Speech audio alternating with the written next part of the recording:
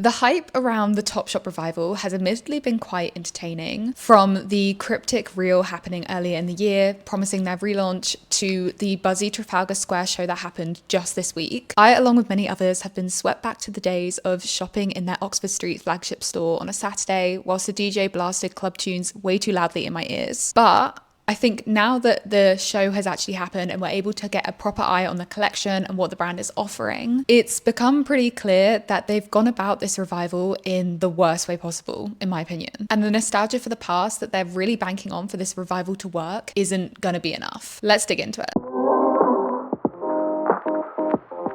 Before we do, welcome back to the channel. If you want more fashion industry news and analysis and sustainability chat, then make sure you're subscribed. Okay, so I did already cover the cryptic reel relaunch in the podcast, so I want to go straight into the runway event that happened this week. And I have to admit, I did enjoy some of the looks here, although I do think some of the styling choices were a little bit weird. It was definitely a big event, and I do think the brand has done really well with cultivating a buzz online. And I also didn't hate them for choosing Trafalgar Square as the location for this. It felt very buzzy. It felt quite monumental in a way for this brand to be launching with this setting, and I think obviously that was quite deliberate, but it pulled off. It was interesting also to see Cara Delevingne there, who used to be the brand's it girl muse and is featured pretty heavily on the brand's socials since the relaunch, since I think she's also doing a capsule collection with them. Even the brand's reel on Instagram had the caption, "We missed you too," clearly just banking really hard on the nostalgia to relaunch the brand and really leaning into the vibe that this is going to bring back those better days that we all remember. It was definitely a return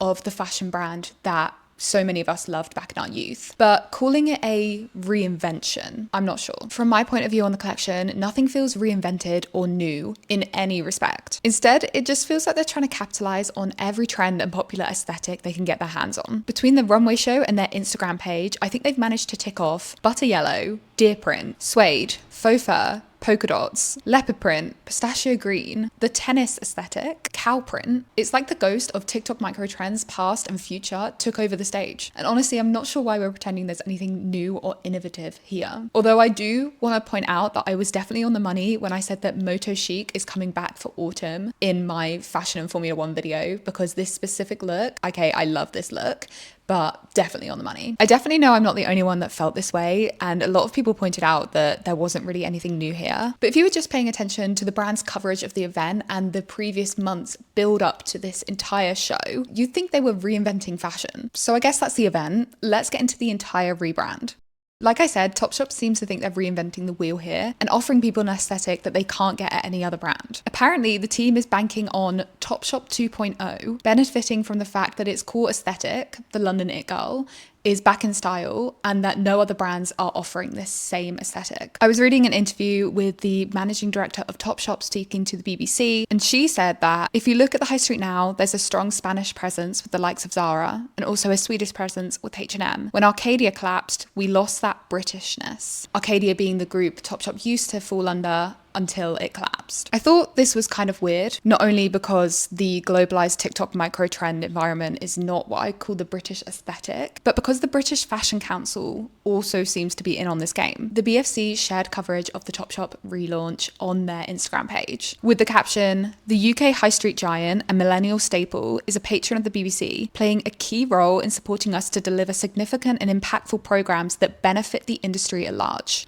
Now this caption's got me thinking, am I missing something? I think this is a pretty weird narrative they're trying to cook up, I'm not gonna lie. Choosing an iconic British landmark for the runway show and also having the brand relaunch in Liberty London, an iconic British department store, also feel like very deliberate steps to stir up this sense of patriotism. And I'm not sure I like the vibe of this or agree with the fact that they're delivering this British aesthetic in the first place. It gets a little bit more bizarre when you realize that Topshop is now majorly owned by Danish company Bestseller. And you didn't hear this from me, but the company has previously been under the microscope for supply chain issues, despite their public commitment to sustainability. And the CEO has also been criticized over his emissions from his private jet usage. With this whole British narrative, we also have to address the elephant in the room. Topshop's legacy until this relaunch was problematic, and that's saying the least. The entire Arcadia group, under which Topshop sat and was kind of the flagship brand until it collapsed, has a history of underpaying garment workers. And the man who was in charge of the Arcadia group, Philip Green, is pretty hated here in the UK, which makes this whole nostalgia, patriotism strategy feel really weird. But okay, going back to the BFC statement for a second, we have to ask what they mean when they say that Topshop is impactful or significant when it's literally not even trying to hide how much it doesn't care about sustainability. You'd think launching or relaunching a brand in today's day and age, there would at least be some self-awareness of how to handle sustainability, some semblance of learning from the brands that have been very publicly called out and had backlash for their behavior. But no, not Topshop.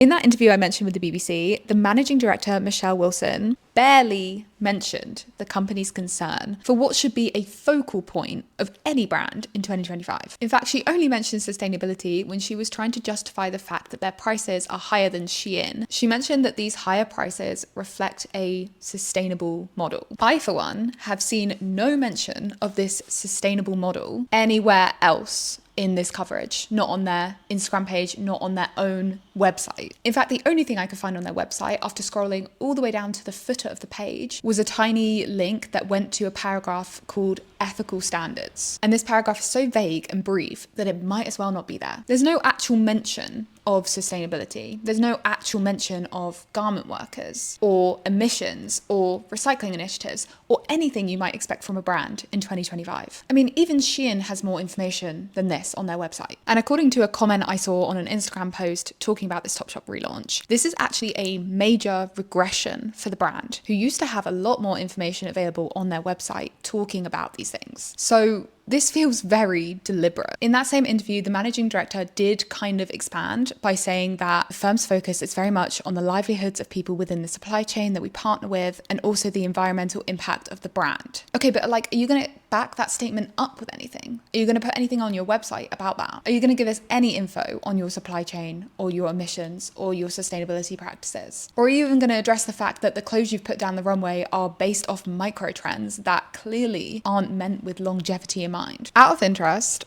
let's play a game where we scroll through the catwalk collection they've just shown on the runway and only stop when we find something that isn't majority made out of plastics.